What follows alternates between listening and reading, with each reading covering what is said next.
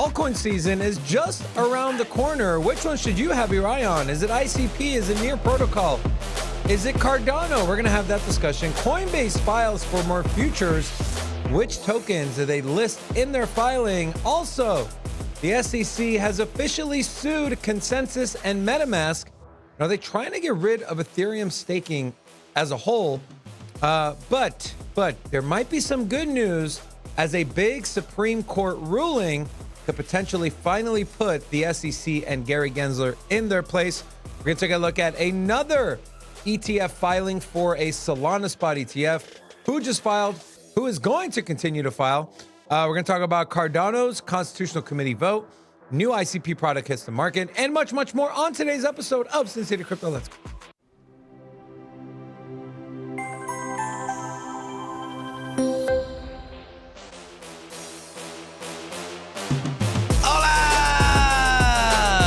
Your boy Big Rob back in the house. Welcome to Sin City Crypto. If it's your first time checking us out, we're the entertainment-focused cryptocurrency channel. We take old, boring, and well, sometimes stale information, but we repackage that whole thing up in a fun and sexy way.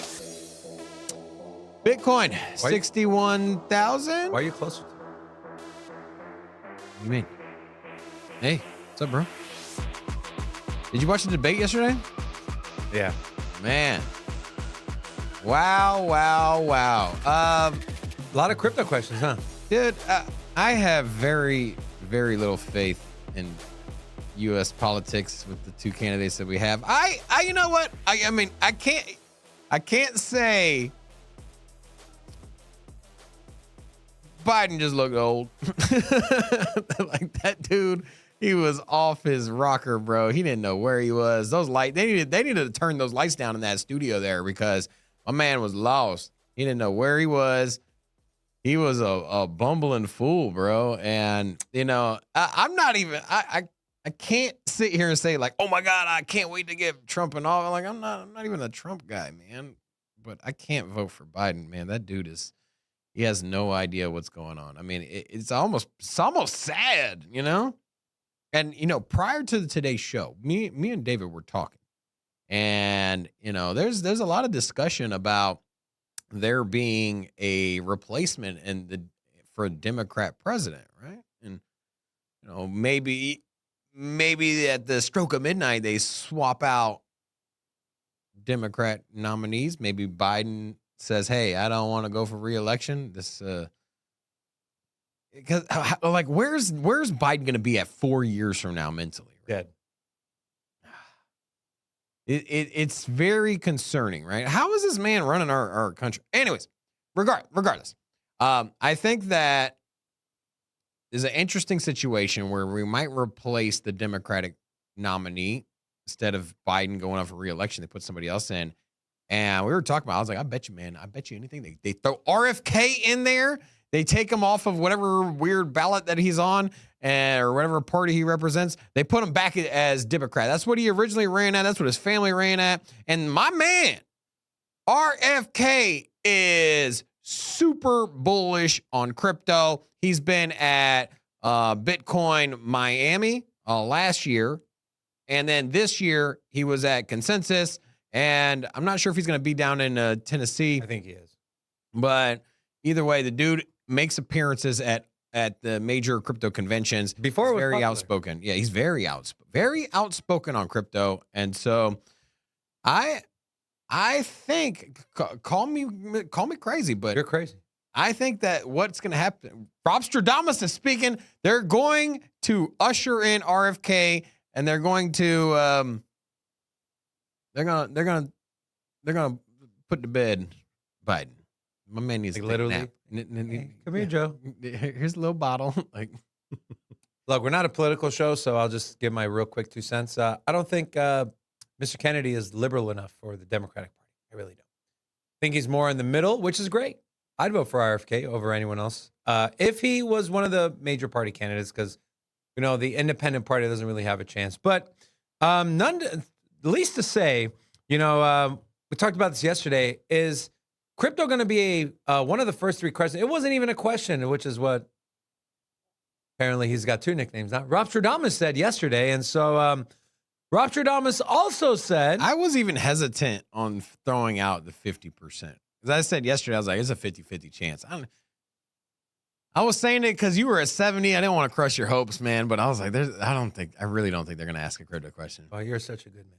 Yeah. You know, you said something else yesterday. What did I say? I think you were a little too scared on this one, but you did say we're going to see 2 more ETF filings. But you said in the next, 30 days? No, I said within the next 30 days. Oh, no. I said within the next 60 days, 30 to 60 days, we're going to get other ETF filings outside of Solana. So I think I other thought you projects meant are coming. Solana. Okay. Oh, yeah. This was absolutely coming. I wouldn't be surprised. We're going to have, by week's end, next week, we'll have 10. Really? Yeah. What are we at now? 3? By No, week's 2. end, so by Sunday? So no, but next week. So I think by next weekend, so a week from now, maybe we'll a see day. 8 more. Yeah. Okay. Well, here's the thing. Okay, so this one came from ARK. Okay, ARK Invest, Kathy Wood. But there's a catch. Okay, and the catch is they filed for the ETF, but they will terminate their filing if Solana is classified as a security and regulatory requirements are not met. What does this tell you? This tells me that imagine what kind of products and services and integration we would have if the SEC wasn't hounding crypto companies and crypto projects and the likes, right? If you have to put an asterisk to filing for an ETF, what does that tell you about the regulatory climate here in the US? It's not very good. That is going to change, though. A really, really, really big ruling came down from the Supreme Court that is going to directly affect cryptocurrency, and it is something called the Chevron, I think it's deference or Chevron something. Anyways, they're throwing that out. Now, what did this do? Okay, so this was a decision in 1984 known as Chevron that has instructed lower courts to defer to federal agencies when laws passed by Congress are not crystal clear. What do we hear Gary Gensler say all the time? Congress in 1933 painted with a broad stroke brush.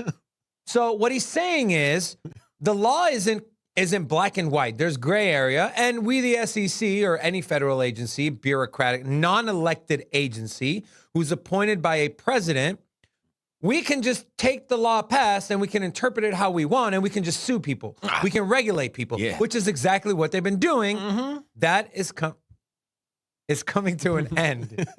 That is coming to an end. So, Robin. Why is it coming to an end? Because the Supreme Court overruled this. Or they overturned I know. I caught everything you said, but like, why is that coming to an end? So this particular, please expand on it for me. So this particular overturning from the Supreme Court, and so how does, because this doesn't specifically relate to the SEC. It does.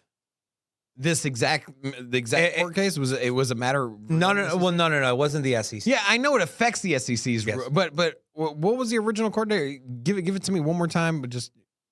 So in 1984, there was a ruling that if a law that's passed, if there's pretty much any gray area, regulators can go after, enact enforcement, or sue companies. So in 84, there was a law that passed that said that if there's uncertainty in a law, that regulators can fill in the gaps. Can fill in the gaps. Okay. Cool. Now the SEC can't just say, MetaMask, we're suing you. They have to say, MetaMask, we're taking you to court.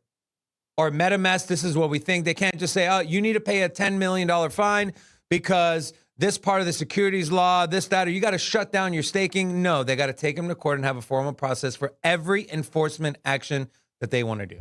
They can no longer interpret the law if it is not cut and clear and black and white. And that goes for every bureaucratic agency. And here they listed the EPA, public health, workplace safety, all of that. So a lot of people were saying, look, this is bad because A, it gives non-elected bureaucrats, people who are put in power, not elected to power, too much power, right? The reason we vote people in to create and pass laws is because these are the people that we align with. We don't align with Gary Gensler. We didn't choose Gary Gensler. We didn't choose the guy at the head of the FDIC. We didn't choose the guy at the head of Homeland Security. We didn't choose those people. So why should they have the power to interpret law as they see versus, hey, let the courts decide because that's the system. And so that is something that's going to be coming. Very interesting. But on the back of that, we had this. So maybe it's the last gasp for air. I don't know. Maybe it's like, hey, look, this thing's coming to an end, man. Let's just take as many. We're down by 50. Let's take as many threes. Who cares if we airball them, right? So the SEC has formally charged Consensus. You're saying we're down by. It's like a basketball game. This isn't the shooting hoops game at Dave and Buster. For Gary Gensler, maybe it is. So you just trying to throw in as many 3-pointers. Hey, man, we're down by 50. What do we got to lose, right? Right. Hey, you that have never played basketball in your life, we're going to sub you and just take a shot. So charge Consensus, founded by former Ethereum founder Joe Lubin, also the creator of MetaMask, with violating securities laws by operating as an unregistered broker-dealer and engaging in the offer and sale of securities through its MetaMask platform. This was expected because they did get a Wells notice back in April, to which Miss Eleanor Tourette also posted this, the official statement from Consensus. Quote, Consensus fully expected the SEC to follow through on its threat to claim our MetaMask software interface must register as a securities broker. The SEC has been pursuing an anti-crypto agenda led by ad hoc enforcement action, which, again, Robin, is going away with the overruling of Supreme Court. This is just the latest example of its regulatory overreach, a transparent attempt to redefine well-established legal standards and expand the SEC's jurisdiction via lawsuit. We are confident in our position that the SEC has not been granted authority to regulate software interfaces like MetaMask. We will continue to vigorously pursue our case in Texas for ruling on these issues because it matters not only to our company, but the future and success of Web3. So, lot there. Like, I'm just trying to figure out how the hell do we get here, man? You're suing a wallet for not coming in and registering as a broker. Like, how? This is why nobody's building in the U.S. This is why every time we talk about a crypto company, they're in Hong Kong or Singapore or they're anywhere but the U.S. because you got someone that created a wallet, a freaking wallet. And you're suing the wallet for not being a registered broker dealer. Like, is this real life? Like, I'm just, what's next? You're going to sue me? You're going to sue like Starbucks for their gift cards not being a registered like bank account?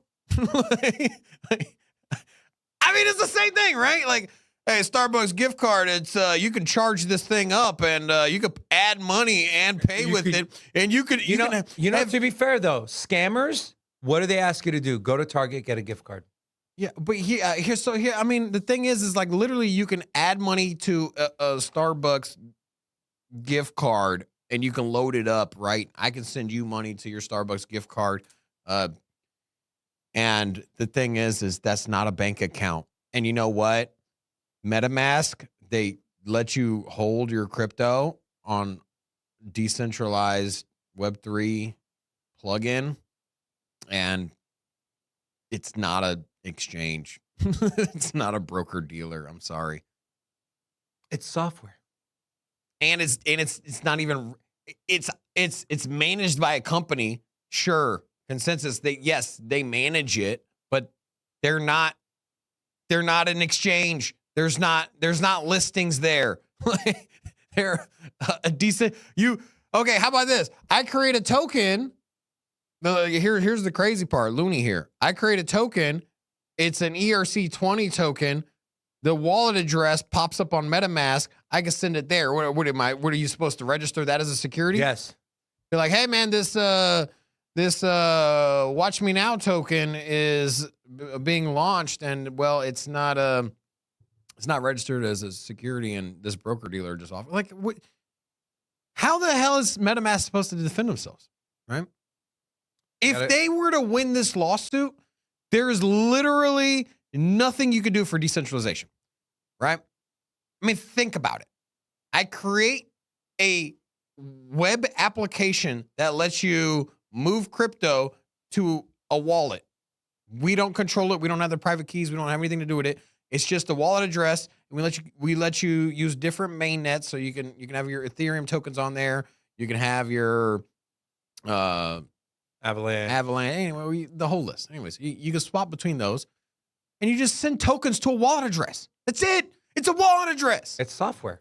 I think it's software, and you're suing them for not coming in and registering as a broker dealer. I am just so confused. We don't even need to go into the details. I know you. We are land of law, Robin. You must go in and register. I really think that if the administration changes or if Gary Gensler is gone, I think these lawsuits are going to be dropped. I really do. And so it's just a matter of time.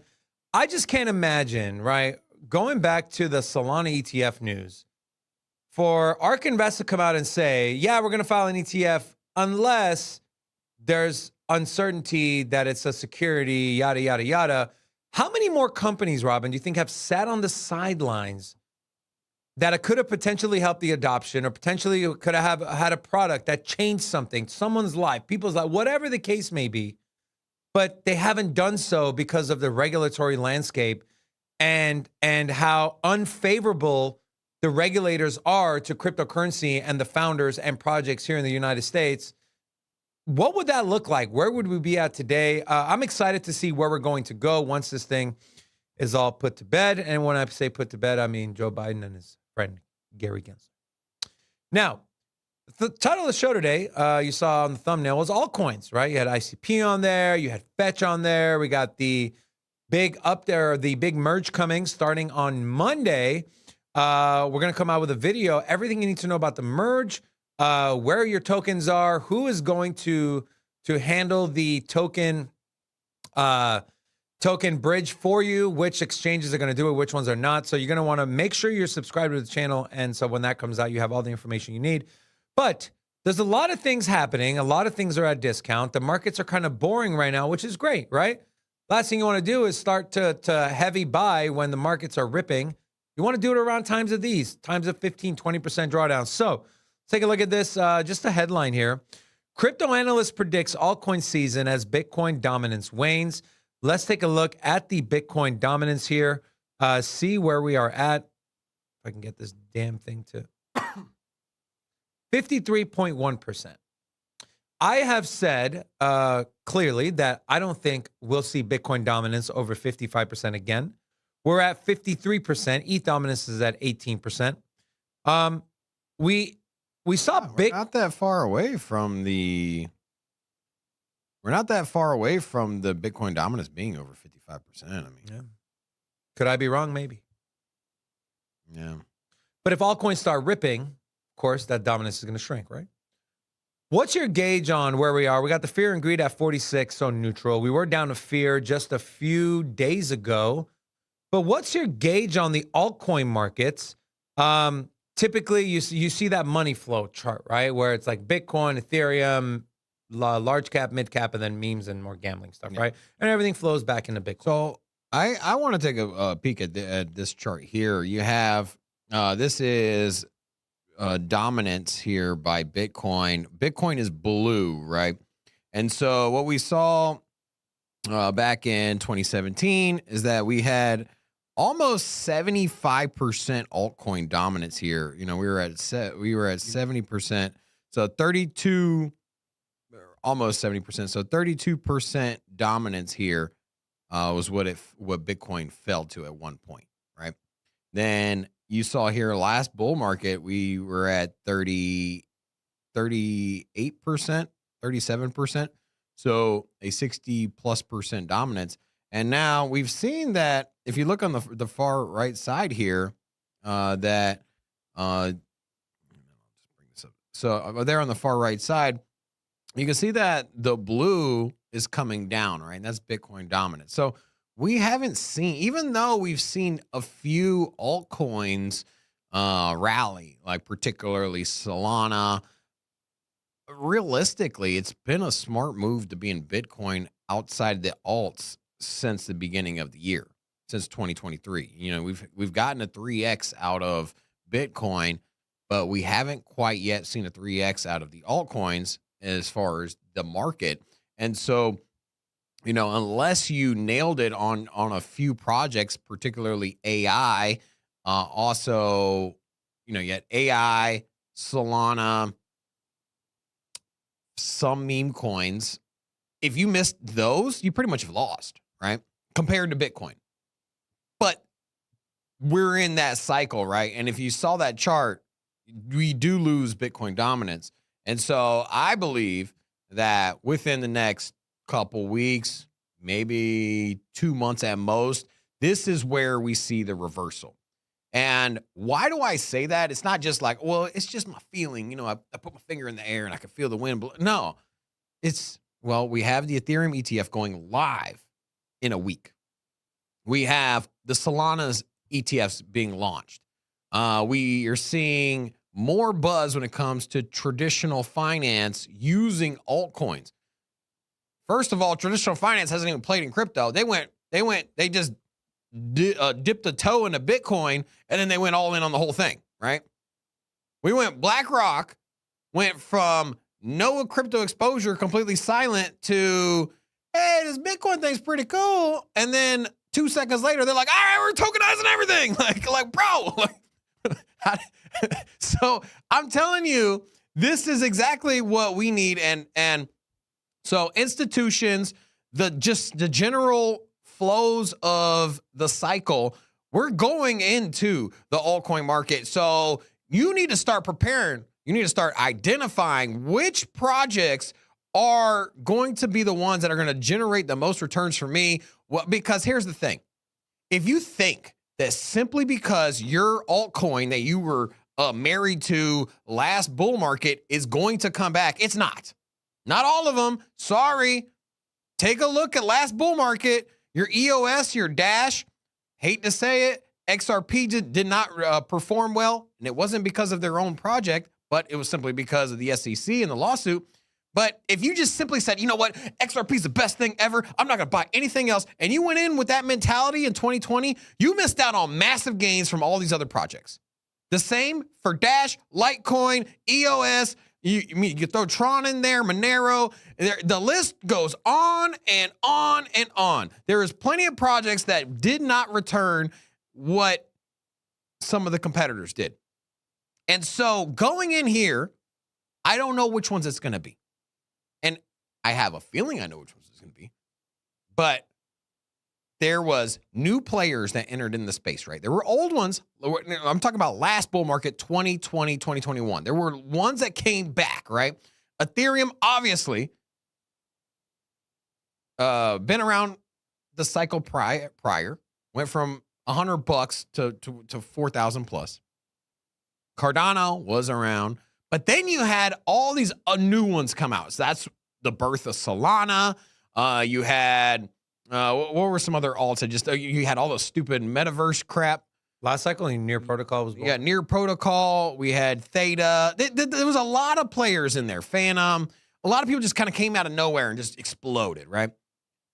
The same is going to happen here. There's going to be a handful of old cryptos, Solana, Ethereum, Cardano, and then list a few more.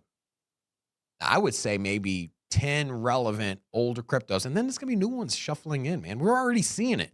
Caspa came out of nowhere. You could make an argument that ICP kind of came out of nowhere because ICP launched later in the bull market cycle, mismanaged by Alameda Research. The market makers dropped the ball on that. We saw price launch versus where it traded at. Massive discrepancy. So anyways, that thing never really took off. Now it's gaining its footing. And so we're seeing all these new projects that didn't kill it last bull market that are now coming up. So what I'm saying is that, man, the altcoin market is here. It'll be here in a couple weeks. It's going to start rallying. It's going to start moving. And if you are just sitting here like, man, this XYZ token is the best thing. That's actually a token too, by the way. But the XYZ token, if this thing is like the greatest thing ever, the community is so strong, it's going to cross all-time highs. Like, bro, don't watch everyone else crush it in the market because your community token from a while ago, you're really bullish on it. I'll tell you this: there's certain tokens that scare me, like Gala Games. They scare me, bro. Why is that? I don't know. I don't know if they're going to come back to. Jimmy's listening. Be careful. I'm serious. Like if I was all in on Gala, like what game are the people that are playing right now that is going to say that all of a sudden you have 1 year to crush it in the market? You got 1 year to crush it in the market. What? Why 1 year? You're saying like the market cycle? The market cycle, yeah. Maybe 2 at most, but realistically, it's probably 1.5 years where you get these parabolic gains. And nobody's playing a Gala game. Tell me one game that somebody that doesn't know crypto is playing. Spider Tank. There's not one person that isn't a crypto holder. I'm not a big gamer guy, so that's one example. Like I like Gala Games. I think it's a great portfolio hold, but right now I'm trying to crush it, bro. Altcoin season's right here. I need something that is trending, that people are using, that has. So throw some coins out there. I mean, just don't fight. Don't fight the trend. That's it, man. Don't overcomplicate it. Don't fight the trend. Okay, Caspa is moving. ICP is moving. Cardano, I have a suspicion that it's going to really start accelerating, right? And what about Toncoin? Toncoin, I don't like I don't like the tokenomics. I think it's not well diverse. It's very centralized into a handful of wallets. You can't dispute its rise to power, right? It's the same thing. You can sit here and say, like, I don't like Tether. Tether's like it's run by who ran it? It was like a bit one of those exchanges. I forget. Anyways, they had a blow up and then they just minted out Tether. That's how that whole thing started. Anyways, history of Tether, real shaky, right? But you know what? They're dominant in whether or not you think they're a crap company. They're not fully back. Anyways, they got massive adoption. They're the leader in the play. So the thing is like you don't have to agree with the business for business to be successful, right? So with Toncoin, sure, maybe it catches steam. Just like Binance, you might not have been the biggest Binance fan. I was going to say, the last bull market, it crushed it. Screw the last bull market. Binance, BNB coin, was the first altcoin to make a new all-time high this market. Yeah. I'm just saying. So, yeah. So for me, like, you should always be in fear that your token your project might not be the greatest project on earth. The one that you have 40% of your portfolio in for some weird reason instead of being diversified into Bitcoin and smaller alts.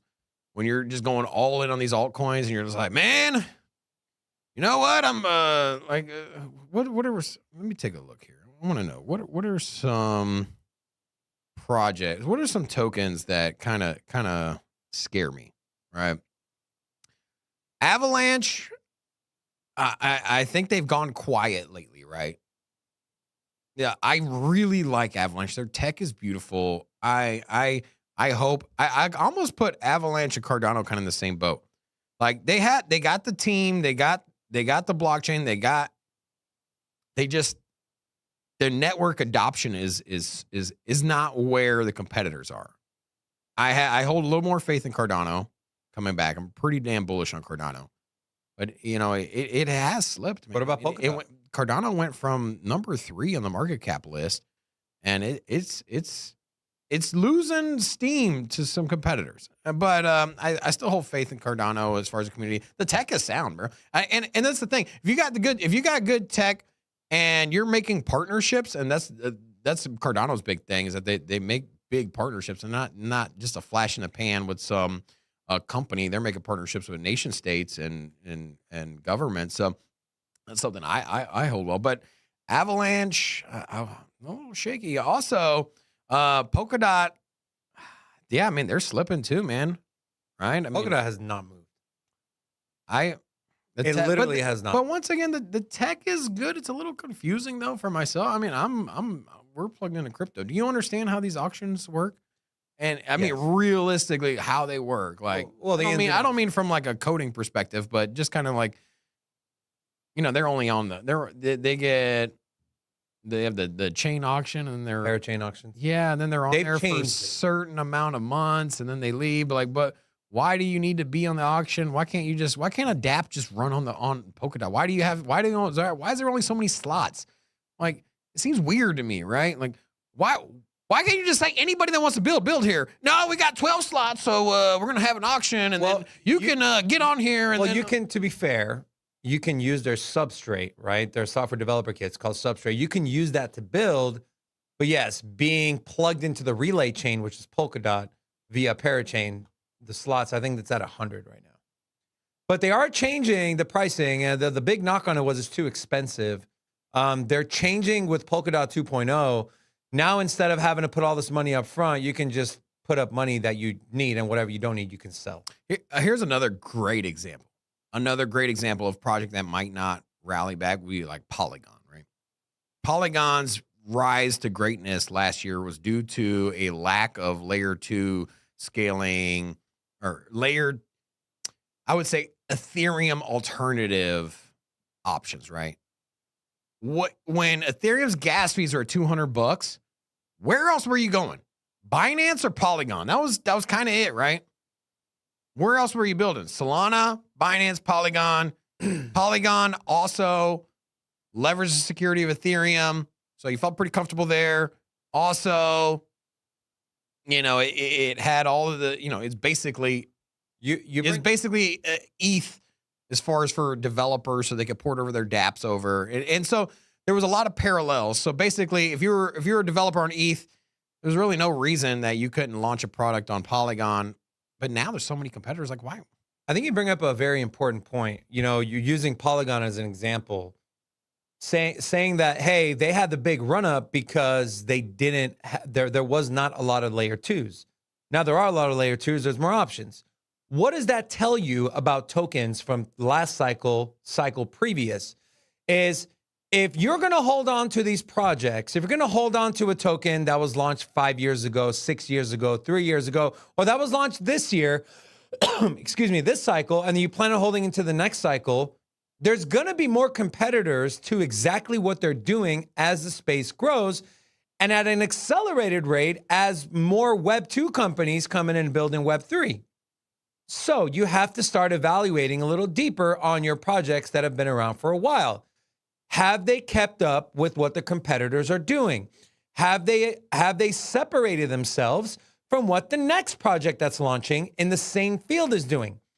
That is one of the reasons why I continue to remain bullish on a project like Chainlink, who's been around for 7-8 years. Yeah, you don't also at the same time, you don't want to mail it either. You don't want to say, hey, well, this project hasn't moved fast enough for me, or you would be kicking yourself in the butt if you were selling Ethereum at $80, right? If you were just like, you know what, man, this competition here, it was around last cycle. Ethereum did really well in 2017 post ICO, and you know what, 2020, I'm gonna get better return. Like, don't overthink it.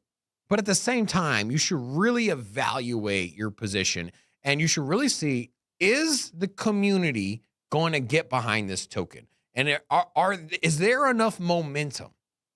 That's what you need to ask yourself.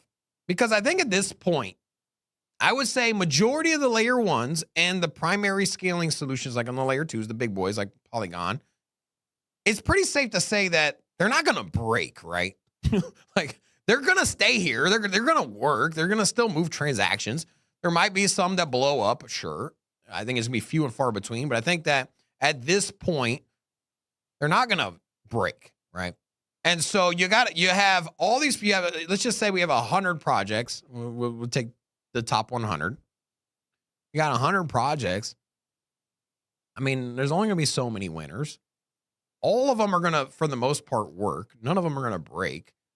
And so they're all going to keep going. And so everybody that has a token on number 98 or has a position on number 98, has a position on 44, has a position on 22. If those projects don't grow, then you're missing out on gains from all the other ones. And so I just say, like, just think about it. Evaluate your portfolio.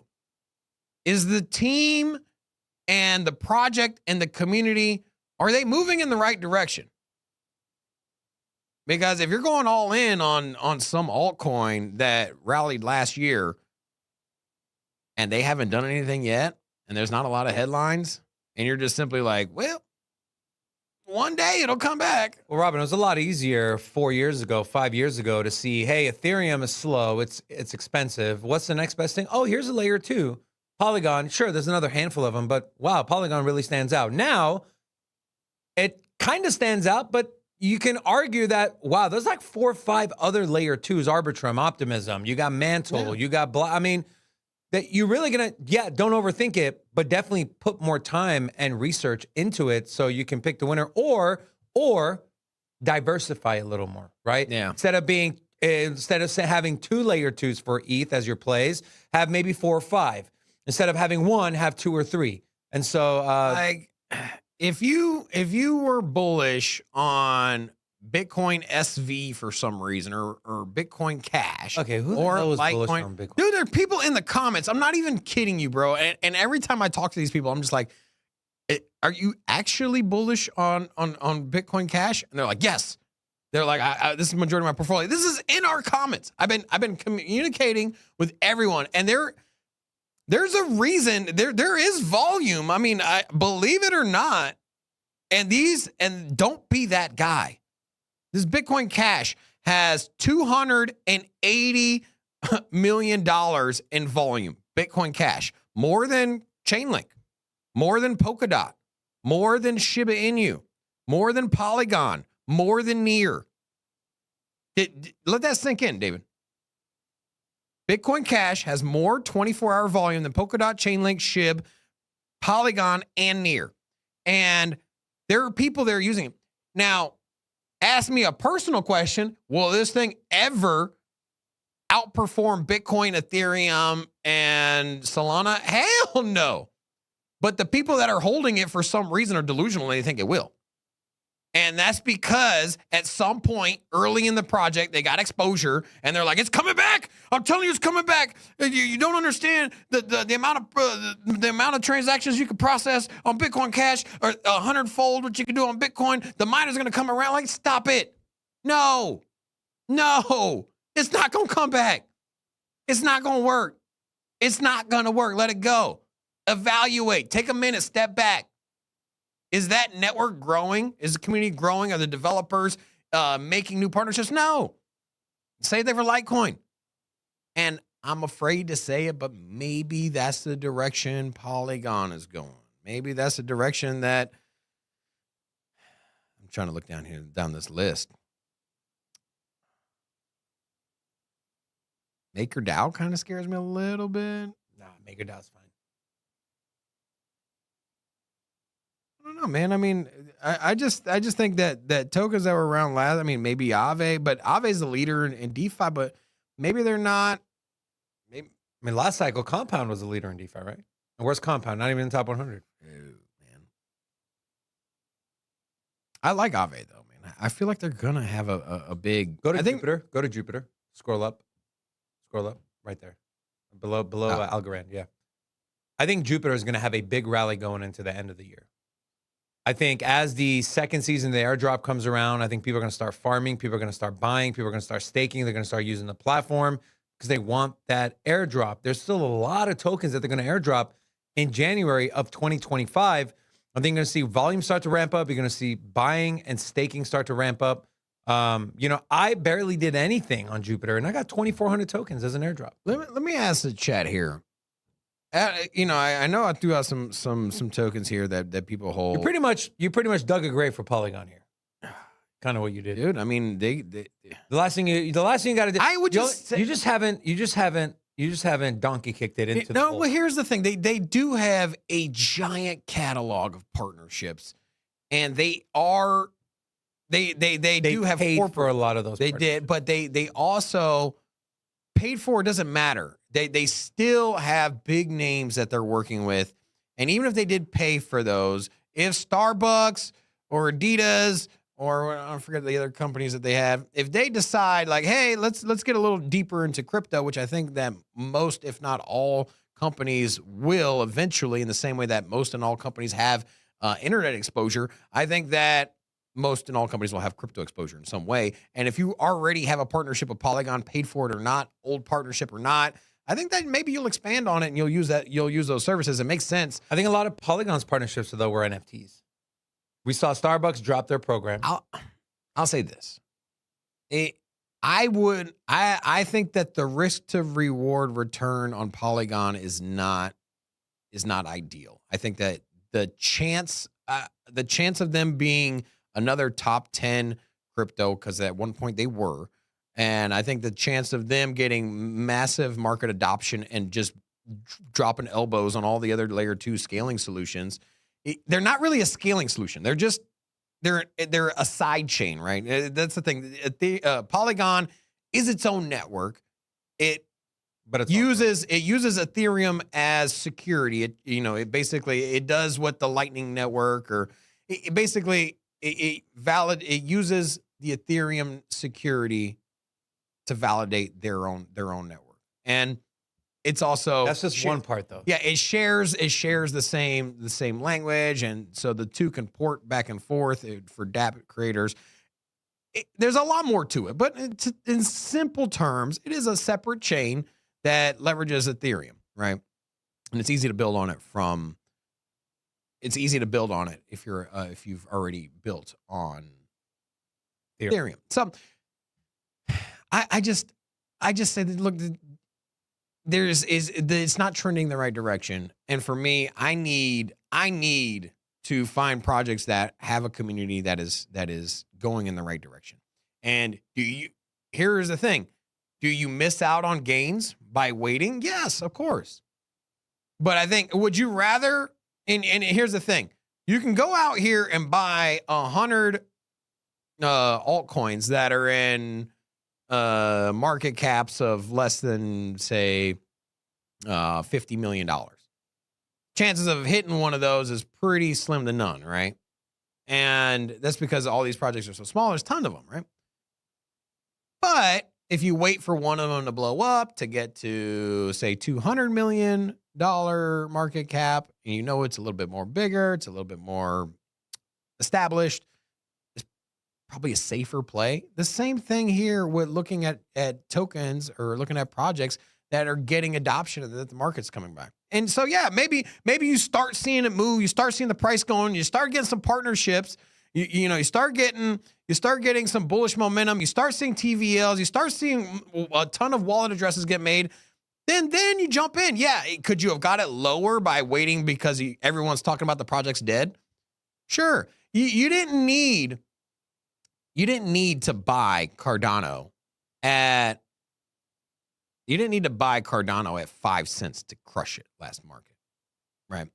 You could have easily picked up Cardano at 30 cents, at 70 cents. It traded in 2020 at 70, 80 cents for a ridiculous amount of time. And then from that point forward, it moved up a good 3-4x. And that was like in the middle of the bull market. That's what I crushed it. I wasn't picking up Cardano at 5 cents. Last bull market, I wasn't picking up Cardano at 5 cents. But I was loading up between 30 and $1. And then I sold a lot of it post $2. So, I'd rather do that than lose my money. I'd rather do that than I'd rather buy Solana when it was $25, when it was $40 last bull market, instead of trying to buy Solana at $6. I know it sounds crazy. Oh, why wouldn't you buy Solana at $6? At $6, nobody really knew what it was. But when it was $25, $40, you had a pretty goddamn good idea. You're like, man, this thing is moving. Let me hop on this damn train now. Right? I think it has to do with position size too. You talk about a lot of like whales, right? The whales are stepping in, right? Whales don't get in when a token is launched. They'll miss out on the first 2, 3, 4, even 10x. But when they come in with size. When we talk about size, we're talking about millions of dollars. And even a 2x, think about taking $1 million and turning it into 3 million.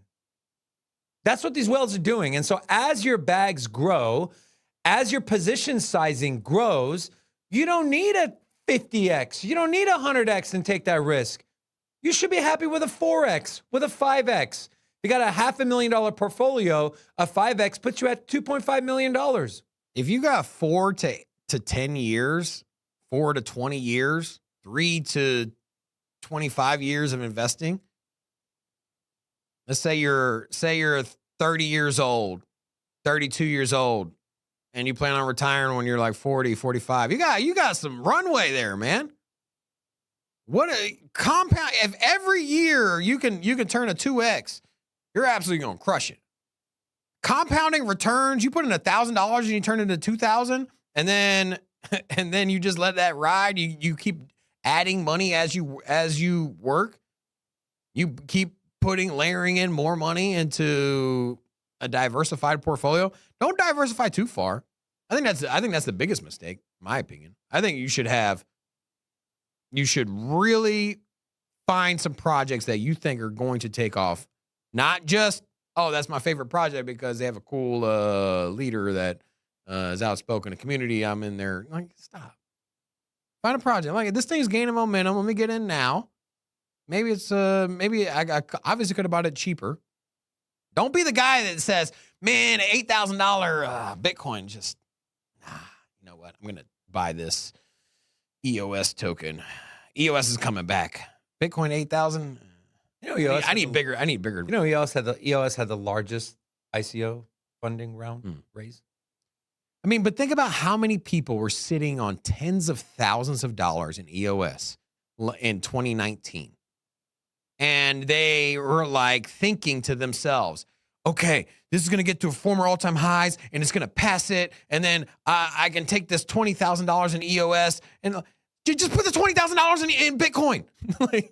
like at $8,000, it's going to massively outperform. Or how about this? Take the $20,000 that you had in EOS, put $16,000 in Bitcoin, and then take the other $4,000 and go do some stupid crap.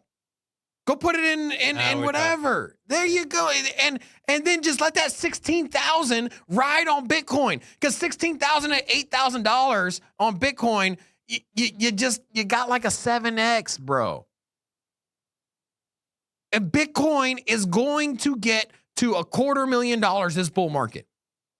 So buying it right now at $60,000 with 70% of your portfolio it's not like a scared move. It's a smart move. It's a financially intelligent move. If you put $20,000 into Bitcoin and it gets up to $250,000, you're going to have $80,000 at the end of it. 20,000 to 80,000. You put 20,000 into Bitcoin now, it gets up to $250,000, you're at $80,000. You know, pretty damn good. In a year and a half, it's pretty damn good. Stop being greedy. You know, I had and then also take the other smaller part of the portfolio, then go into alts. And meme coins. And meme coins, sure. Just. You know, there was a few news things I had planned on talking about, but I think conversations like this are very important, especially when the markets are down and when sentiment is down. I think people tend to forget or get caught up in emotion of, oh, the markets are down, we're going to lose money. Oh my God, I'm not making my portfolio's down. Let me move out of this and try to catch this one. I think it's important to have conversations like this because, you know, you hear the smartest people in the world say, hey, like Raul Paul was on you sent me the video, right? He was on a podcast. So this is an opportunity of your lifetime. Just don't fuck it up, right? Don't mess it up. And how many people, myself included previously, I've fucked it up. I've done some stupid things. I've tried to chase profits. And it all circles back to, got to sit down, have a proper plan. Don't be greedy. Know when you're exiting, know when you're entering, be disciplined, be resourceful, like get your information and be vigilant. And that's all you got to do. And you got the opportunity of a lifetime sitting right in front of you. Just how many projects, and you're about as plugged in as it comes to the crypto space, and myself included. And I have personally done this several times, too many times. You have money in a project, let's say $1,000, $2,000, a significant amount of money. And you're just like, and you know it's trending down, and you know that it's going the wrong direction, and you have a pretty good suspicion that it's not going to come back, and you just say, fuck it, I'm just going to let it ride. Maybe it comes back. If it goes to zero, it goes to zero. That is the dumbest damn thing you could do. That is literally take your $1,000 out. If you know it's dead, if you don't believe in it, get it out of there and then go put it into something better. You know, there's a how many times have you done that? A lot. But you learn from it, right? And $1,000 in the Solana at $20. Here's the You're thing. at $8,000, bro. There's a meme or a picture, whatever you want to call it. That talks about, hey, if you had $10,000 and someone stole $500 from you, right? Or you lost $500, or you had $500 in your jean pocket and you washed it and it's gone. Would you say, oh, damn, I don't have the 10 anymore. It's only 9,500. Screw it. I'm just gonna go put it on the slot machine, or I'm gonna no. So if you were wrong about something and it's down, and you're like, this didn't really pan out the way I thought it was, and you're down 50%, well, guess what? The crypto markets are very forgiving. So you can, if you had 1,000, it's down to 500. Instead of saying, well, shit, I'm already down 50%. Maybe it'll come back. If it doesn't, whatever. It's another $500. You can take that 500, put it into another good project. You can make that money back you lost plus some, instead of just saying, hey, oh, no, fully committed. Or sometimes it's a pride thing, which I never understand. Money is green. It doesn't give a shit about your pride or what you believe in, right? It's the same color for everyone. Whether you're pro-crypto, anti-crypto, well, it doesn't matter. So these are things all to keep in mind. And again, I'll say it again. Like Raul Paul said, this is, for you watching, you're at the ground level of the biggest financial movement potentially in the history of the world. Just like, and you're early. You're early. You're knowledgeable. You're early. I can't tell you, I'm not a future teller like our friend over here, but I can't tell you that how many that people are going to come to you and do certain things. But I got a pretty good suspicion that over the next 5 to 10 years, you are going to be the person that your friends, family, people around you come to and say, hey, look, like, I know you've been in the space for 10 years. You've been researching this. You've been invested in it. What are your thoughts? What do you like? What do you not like? I guarantee you, and guess what? You're going to be 10 years ahead of the next wave of people that come in, and 20 years ahead of the next wave of people that come in. And you're going to make so much money if you just don't mess it up, don't do anything stupid, and be smart with your money, and don't marry your bags. With that being said, I want to give a big thank you to our channel sponsor, CAMS Blue Wire Technology. If you want to learn how CAMS can help your business scale and grow and maximize your networking, IT, and cybersecurity, visit BlueWireTech.com or click the link in the description of this video. Make sure you're following us on Twitter and subscribe to the channel if you are not subscribed. With that being said, Rocco. It's called a speed tornado. Too fast. You went too fast. Speed tornado. Guys, thank you so much for tuning in. We hope you had a great week. Have an amazing weekend. I think Monday is going to be a bullish day. Do not miss the show. We'll see you then. Peace. Sin City, crypto. Everybody know we here for entertainment and info. Gonna show you how to get that big dough. So every day stay tapped in. For big facts, no capping. With Bitcoin, if you're in, then you win. We divide the pie with no fraction. It's Big Rob, David. I split the game, but they gave it. Name the coin that's your favorite. I got dry powder, why save it? To the OGs, new beginners. Special shout out to the well members. Buy the dip, sell winners. Ain't really nothing you can tell sinners. Tune in for the latest new flavors. They gonna teach us mean coins. They polarizing like barbecue chicken pizzas. I laugh with a major grin. Laggers, we trade them in. Baddies, they came to sin. And sinners gon' play to win. Screaming, hola, till my bags are flowing over. Hold ya to the moon and to the solar. Won't I? Don't be letting FOMO control ya. It's over when the finger tornado close ya.